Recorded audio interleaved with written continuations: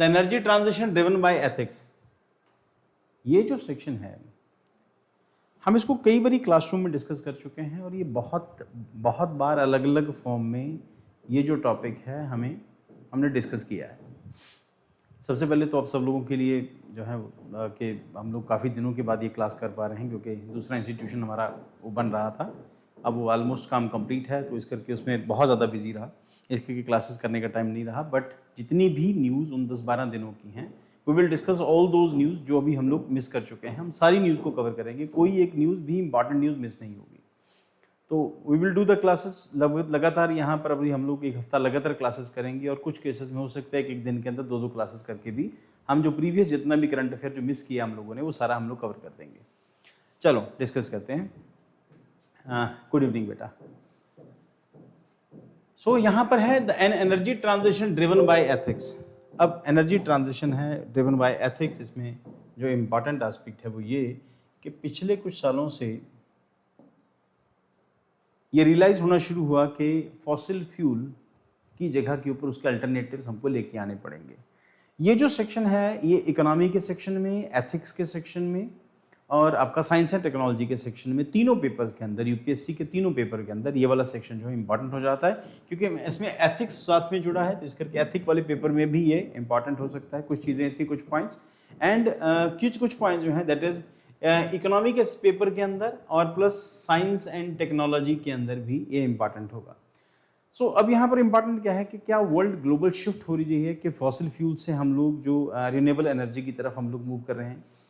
अब मूव करने के पीछे हमारे पीछे जो कई सारे रीजंस हैं, कई सारी मजबूरियां हैं। द पॉइंट इज हॉर्मुज के ब्लॉक हो जाने से हर एक कंट्री की जो कंडीशन है वो वल्नरेबल हो गई, खासतौर के ऊपर उन कंडीशंस में जहां पर पेट्रोल की सप्लाई इंडस्ट्री के ऊपर डिपेंडेंट है और जहां पर इंडस्ट्री जो ओल्ड टेक्नोलॉजी पर बेस्ड है, जहां पर अभी भी इकोनॉमीज में जो वहीकुलर है या जो कंट्री जो रन करती है वो अभी भी पेट्रोल और डीजल पर ही रन करती है।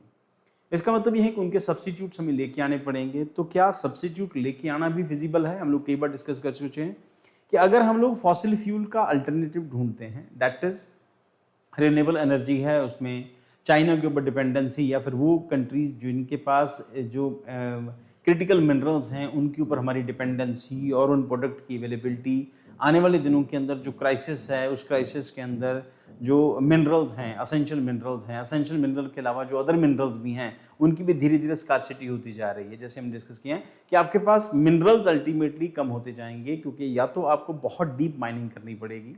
अब जैसे गाड़ियों की या व्हीकल्स की जैसे जैसे डिमांड बढ़ेगी तो हल्की गाड़ियाँ, हल्के व्हीकल, उनके इंजन जो हैं उनके लिए एल्यूमिनियम का यूजेज होगा और ग्रेजुअली उसी के अंदर जो कुछ पार्ट्स ऐसे होंगे जो ब्रास के होंगे या फिर कॉपर के पार्ट्स हैं या कॉपर का कई जगहों पर यूजेजेस हैं। और उसके अलावा फिर इनके अंदर जो अदर जो बैटरीज के अंदर जो अलग अलग जो मिनरल्स हैं वो यूज़ हो रहे हैं, उसको कई बार हम डिस्कस कर चुके हैं। अब अल्टीमेटली अल्टरनेटिव यही नज़र आता है कि इसका अल्टरनेटिव यही होगा, इसका अल्टरनेटिव यही होगा, मतलब जो फॉसिल फ्यूल है उसका अल्टरनेटिव रिन्यूएबल एनर्जी होगा। रिन्यूएबल एनर्जी के अंदर जो अल्टरनेटिव्स हैं जैसे उसमें बैटरीज हैं या फिर हम लोग सोलर पैनल्स हैं या जो हाइड्रोजन एनर्जी है, उसके बाद फ्यूल सेल्स हैं, कई सारे फ्यूल सेल हम डिस्कस कर चुके हैं, या फिर बाकी अल्टरनेटिव्स जो यहाँ हो सकते हैं। क्या हमारा उनका यूज़ करना क्या डिपेंडेंसी ऑन ऑयल या ऑन फॉसिल फ्यूल्स को कम करता है? क्योंकि अगर आज हम लोग हॉर्मुज को लेके कोई कंट्री पैनिक हो रही है कि अगर ऐसा हो रहा है तो फिर जैसे पाकिस्तान जैसी कंट्री में, बांग्लादेश में, ऐसी छोटी कंट्रीज़ में जहाँ पर पूरी इकोनॉमी हिल जाएगी, अगर पेट्रोल 2-4-5 रुपये लीटर महंगा होता है तो बहुत दिन लगा के कोई कंट्री अपनी इकोनॉमी को सेट करती है। अगर फ्यूल प्राइसेस बढ़ जाते हैं तो उनकी इकोनॉमी में उनके जो खजाने होते हैं वो खाली हो जाते हैं, उनका जो फॉरेन एक्सचेंज होता है वो ख़त्म हो जाता है उनका। तो ऐसी कंडीशन में कंट्रीज फिर डिपेंडेंट हो जाती हैं। अब दूसरे सेंस में हम लोग ये सोचें क्या वर्ल्ड डिपेंडेंट है अमेरिका के रहमो करम पर? क्योंकि अल्टीमेटली ऑयल डिप्लोमेसी में अमेरिका का सबसे बड़ा रोल है और उस ऑयल डिप्लोमेसी के साथ साथ डॉलर डिप्लोमेसी या पेट्रो डॉलर डिप्लोमेसी में अमेरिका का बड़ा रोल है और अमेरिका के साथ बना के रखनी पड़ेगी, नहीं तो अमेरिका जो फ्यूल सप्लाई को अफेक्ट कर देगा, प्राइसेस इंक्रीज करने में उनके ऊपर प्रेशर डालेगा, फिर वो डिसाइड करेगा कि कौन रशिया से पेट्रोल खरीदेगा, कौन नहीं खरीदेगा। हो सकता है कि वर्ल्ड आने वाले दिनों के अंदर रिबेलियस हो जाए अमेरिका के अगेंस्ट बागी हो जाए या अमेरिका के अगेंस्ट को ग्रुप उठ के खड़ा हो जाए, वो तब तक नहीं हो सकता जब तक एक अमेरिकन इकोनॉमी का साइज जो है वो $30 ट्रिलियन की इकोनॉमी का साइज है। उसको चैलेंज करना अभी तक किसी कंट्री के बस की बात नहीं है। 2-3 कंट्रीज मिलेंगी तब जाके, बड़ी कंट्रीज मिलेंगी तब जाके पॉसिबिलिटी है कि अमेरिकन इकोनॉमी को हम चैलेंज कर सकते हैं। फिलहाल उसको करने में सबका नुकसान है, हम लोग उस तरफ नहीं डिस्कस करेंगे कि वो पेट्रो डॉलर वाला कॉन्सेप्ट अलग है। बट पॉइंट इज कि क्या फॉसिल फ्यूल से हम लोग जंप कर जाएं, तो क्या ये अल्टरनेटिव है, ये सब्स्टिट्यूट है फॉसिल फ्यूल की जगह के ऊपर? जो रिन्यूएबल एनर्जी है क्या वो सब्स्टिट्यूट है? बट उसके लिए भी फिर वही पॉइंट है, अगर हम लोग पेट्रोल की बदमाशी से हटते हैं तो फिर मिनरल ऑयल की बदमाशी के ऊपर आ जाते हैं।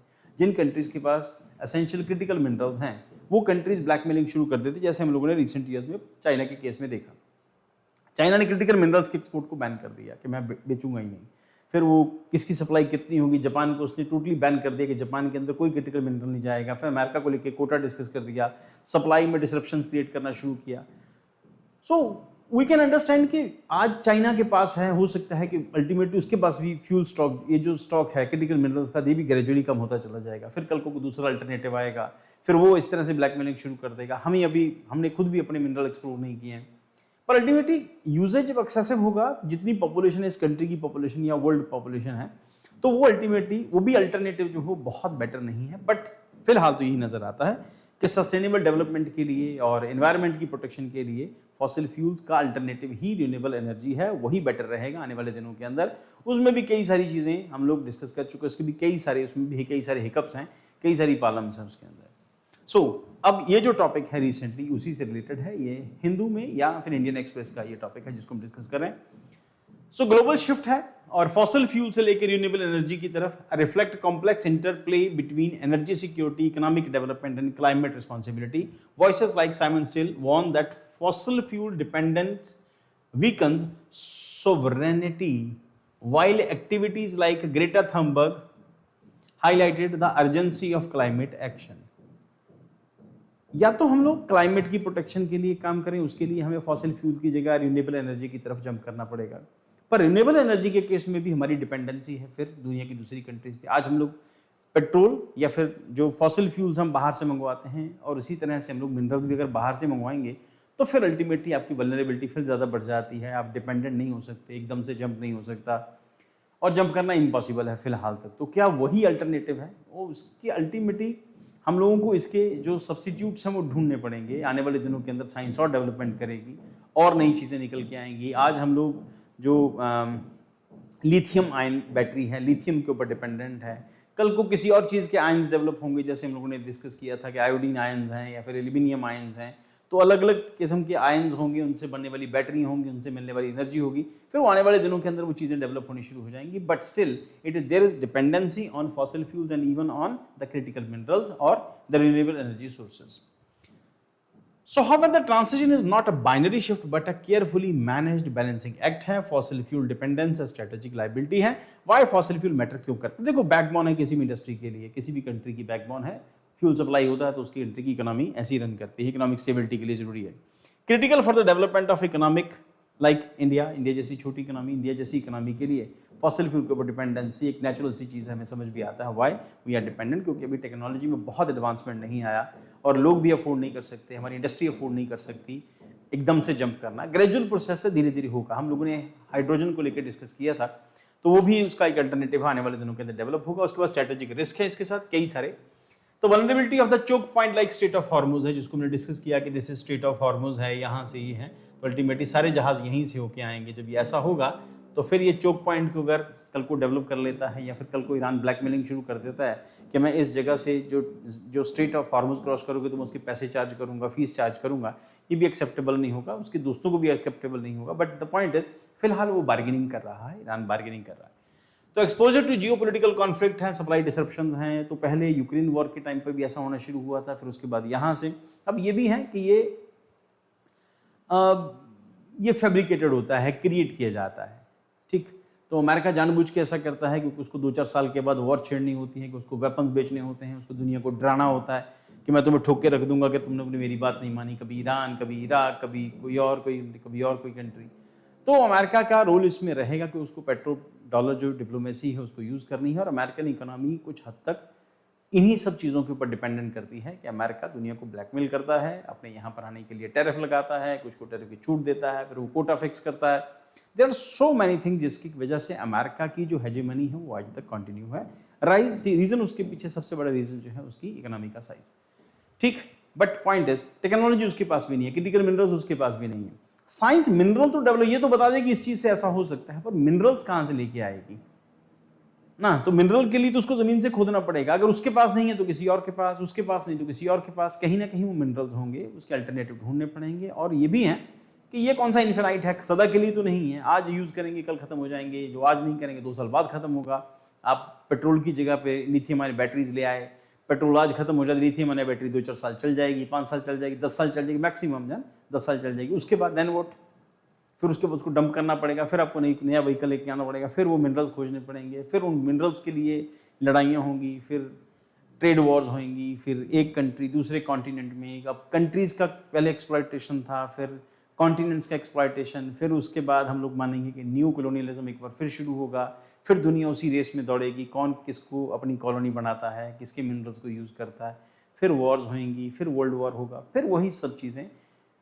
कहने के लिए तो कुल मिला के पानी भी कम हो रहा है ग्रेजुअली ना, पानी की भी तो धीरे धीरे करके उसका लेवल नीचे आता जा रहा है, और ये भी प्रेडिक्टेड है कि आने वाली जो वर्ल्ड वॉर है वो पानी को लेके होगी, है ना। तो ये भी तो प्रेडिक्शन है एक। लेट्स सी क्या होता है, but point is core dilemma है, fossil fuels are necessary for growth, job, energy security, इन सब के लिए जरूरी है। रिस्की क्या है, due to the external dependency है, thus they are both in liability and necessity. तो ये लाइबिलिटी भी है और नेसेसिटी भी है, जरूरी है।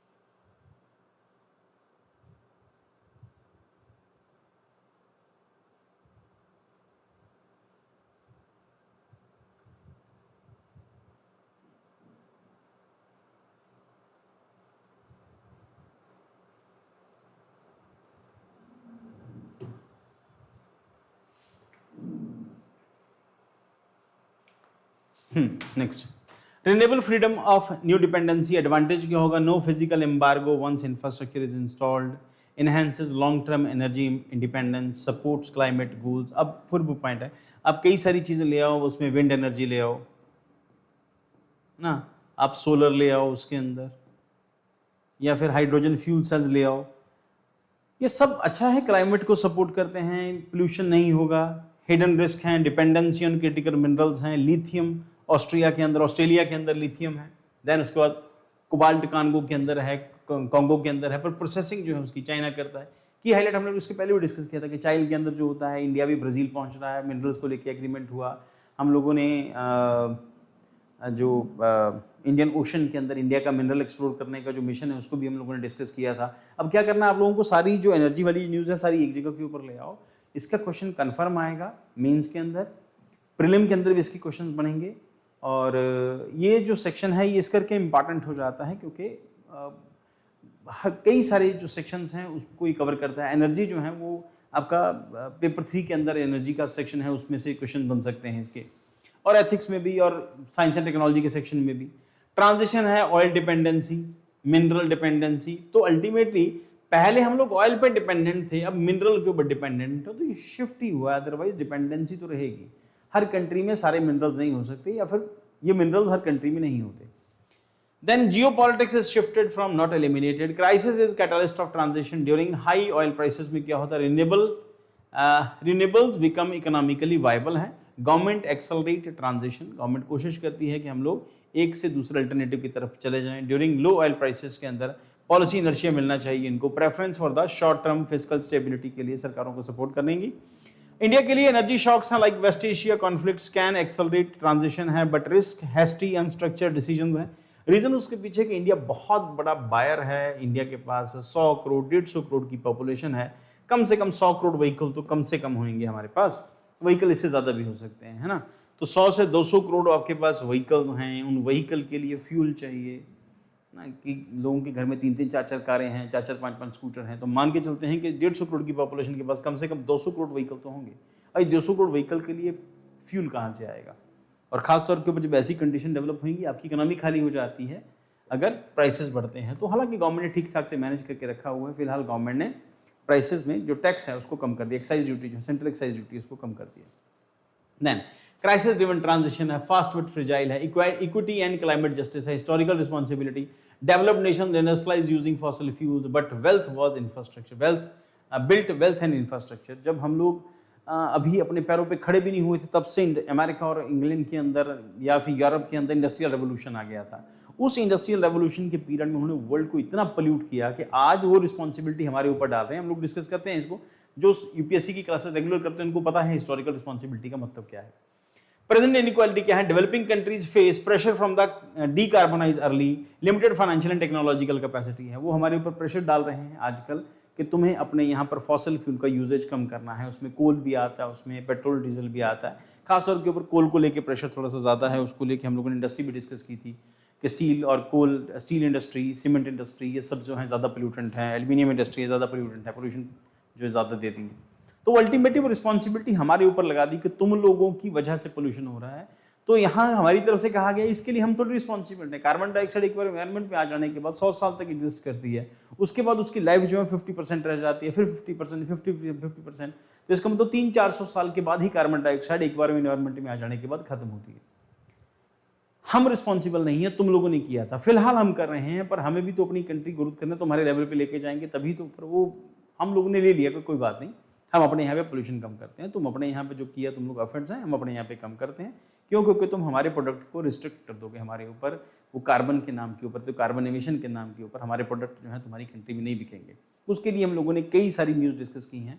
यूरोप के साथ इंडिया का एग्रीमेंट है, तो उसके बाद हम लोगों ने डिस्कस किया।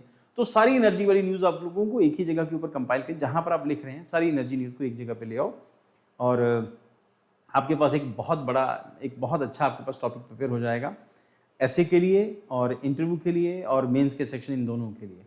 ठीक है। नेक्स्ट उसके बाद इंडिया पोजीशन क्या है, बैलेंसिंग है, डेवलपिंग नीड्स हैं, क्लाइमेट कमिटमेंट्स हैं। हम कह रहे हैं कि ठीक है, हमें डेवलपमेंट भी करनी है, क्लाइमेट कमिटमेंट भी हम कोशिश करें धीरे धीरे करके, ग्रेजुअली हम लोग अपना जो इमिशन है उसको कम कर देंगे। रिक्वायरमेंट्स फॉर जस्ट ट्रांजिशन है, टेक्नोलॉजी ट्रांसफर है, क्लाइमेट फाइनेंस है। देन उसके बाद डिफरेंशिएटेड रिस्पॉन्सिबिलिटीज है, without equity transition is becoming climate injustice, ethics beyond economic and fear, limitations of fear based narrative है, energy insecurity argument, loss impact over time, countries adapt through diversification. हम अपने आप को diversify करेंगे, दुनिया की हर country अपने आप को डाइवर्सिफाई करेगी या करने के एफर्ट्स कर रहे हैं, पर उसके लिए वी नीड टाइम, है ना। तो फॉसिल फ्यूल से हम लोग उनके ऊपर आ रहे हैं, रिन्यूएबल एनर्जी के सोर्सेज के ऊपर आ रहे हैं, but it will take time. Ethical foundation needed है, climate responsibility as a core principle है, sustainability beyond profit and crisis. हम मानते हैं कि सस्टेनेबल है, सस्टेनेबल का मतलब है कि हम भी इकोनॉमी भी ग्रो करें, उसके साथ साथ एनवायरनमेंट को भी नुकसान नहीं पहुंचे।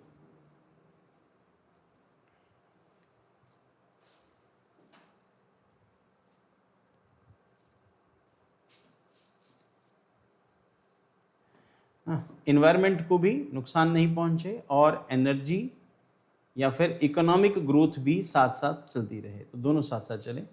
एंड मोर कॉन्ट्राडिक्शंस क्या है, renewable push bye environmental damage from mining and labour exploitation in mineral extraction. यही हम लोग बार बार डिस्कस करते हैं कि देखो वर्ल्ड में जो गोल्ड है, ये इसकी इसी के साथ मिलता जुलता एक एग्जाम्पल है कि गोल्ड वर्ल्ड में अब ऊपर कहीं नहीं है। जो पहले गोल्ड रश के हम लोगों ने कैलिफोर्निया गोल्ड रश है या फिर अलास्का गोल्ड रश है, जो जहाँ जहाँ हम लोगों ने गोल्ड रश सुना था, वर्ल्ड में गोल्ड अब अवेलेबल नहीं है। और जो यूरोपियन कंट्रीज उस टाइम पे जो दुनिया से सोना और चांदी इकट्ठे किए थे, हम लोग हिस्ट्री में डिस्कस करते हैं कि यूरोपियन कंट्रीज जब अफ्रीका पहुंची तो उन लोगों ने खूब सारा सोना, इतना सोना उन्होंने लूटा, फिर उसके बाद चांदी इतनी ज़्यादा हो गई कि एक टाइम के ऊपर अमेरिका में सोना ज़्यादा हो गया, सोना सस्ता हो गया था और चांदी महंगी हो गई थी, और रीज़न उसके पीछे सोना बहुत ज़्यादा सप्लाई हो गई थी सोने की। अब गोल्ड वाला मामला ख़त्म हो गया। अब तो माइनिंग जो है, जो पहले की माइंस होती थी, अब माइंस और डीप माइनिंग होती जा रही है, क्योंकि सोना ऊपर तो है नहीं। अब ये जो माइनिंग डीप हो रही है, तो इसका मतलब ये कि गोल्ड महंगा होता जा रहा है। जितने क्रिटिकल मिनरल्स हैं या जितने भी मिनरल्स दुनिया में अवेलेबल हैं, वो ग्रेजुअली महंगे होते जाएंगे। क्यों? क्योंकि उनकी एक्सट्रैक्शन जो है अब बहुत मुश्किल है या बहुत एक्सपेंसिव होगी, बहुत अंदर जाके माइनिंग करनी पड़ रही है। सो उसके बाद एथिकल ट्रांजिशन रिक्वायर्स हैं, कंसिस्टेंसी है, sustainability across the value chain. Then उसके बाद human right accountability, way forward, India's balance strategy, energy security, diversify import sources. तो जैसे हम लोगों ने अरेबिक कंट्री से भी तेल मंगा रहे हैं हम लोग, और रशिया से भी ऑयल हम लोग मंगवा रहे हैं। और किसी से रिसेंटली पूछा गया, ओल्ड इंडियन डिप्लोमेट हैं, उनसे पूछा है कि इंडियन डिप्लोमेसी के बारे में क्या कहते हैं, तो बेस्ट डिप्लोमेसी है अभी तक की। कोई कंट्री दुनिया में ऐसी नहीं है जो अमेरिका और रशिया के साथ जिसके कॉमन रिलेशंस हों, जिसके इजराइल और ईरान के साथ इक्वल रिलेशंस हों, दुनिया में कोई कंट्री ऐसी नहीं है। तो we are making a balance, it means वो इंडिया की अचीवमेंट है जो भी हम लोग कर रहे हैं। देन उसके बाद रिन्यूएबल एक्सपेंशन है, solar, wind, green hydrogen, solar energy भी यूज कर रहे हैं, विंड भी कर रहे हैं, ग्रीन हाइड्रोजन भी यूज कर रहे हैं। डोमेस्टिक मैन्युफैक्चरिंग पुश है, क्रिटिकल मिनरल स्ट्रेटजी है, सिक्योर ग्लोबल पार्टनरशिप, ऑस्ट्रिया के साथ, ऑस्ट्रेलिया के साथ, फ्रांस के साथ, लैटिन अमेरिका के साथ हम लोग कोऑपरेट कर रहे हैं। Invest in recycling and circular economy के अंदर इंडिया इन्वेस्ट कर रहा है। इंस्टीट्यूशनल एंड पॉलिसी मेजर्स हैं, stable long term energy policies हैं, public private investment framework India focus कर रहा है कि सरकार जहां अपनी तरफ से करे, प्राइवेट कंपनीज को भी लेके आओ। एथिकल लीडरशिप है, प्रमोट सस्टेनेबल माइनिंग स्टैंडर्ड्स हैं। गवर्नमेंट ऑफ इंडिया ने, हम लोगों ने प्रीवियस क्लास में डिस्कस किया था, आप लोगों को याद होगा कि माइनिंग स्टैंडर्ड्स में गवर्नमेंट चेंजेस कर रही है, उसमें कई सारी चीज़ें जो हैं माइनिंग के अंदर गवर्नमेंट के नए लॉज, नई जो प्रोविजंस है वो आ रहे हैं। एडवोकेट क्लाइमेट जस्टिस है। कंक्लूजन में क्या कहेंगे हम लोग, the energy transition not merely A technological and economic shift, it is fundamentally an ethical transformation. Fossil fuel expose nations in geopolitical vulnerability. Renewable introduce new strategic dependencies. Crisis may accelerate change but cannot sustain it. The real foundation of durable transition lies on equity, sustainability, ethical responsibility. In essence, इसको आप देख लेना जाके। So paper 3 के लिए energy security, climate change and critical minerals के area में, ethical के अंदर international, integrational, equity, environmental ethics and global justice, इन तीनों जगहों के ऊपर ये इंपॉर्टेंट हो जाएगा। तो ऐसे के अंदर energy transition into global inequality, ethics versus economic and climate policy, sustainability in geographically divided world. तो इन तीनों पेपर के अंदर मैंने बताया था आपको कि इसकी इंपॉर्टेंस बढ़ जाएगी। तो इसका के तीनों टॉपिक्स आप यहां से इसको प्रिपेयर कर लेना तीनों पेपरों के लिए। नेक्स्ट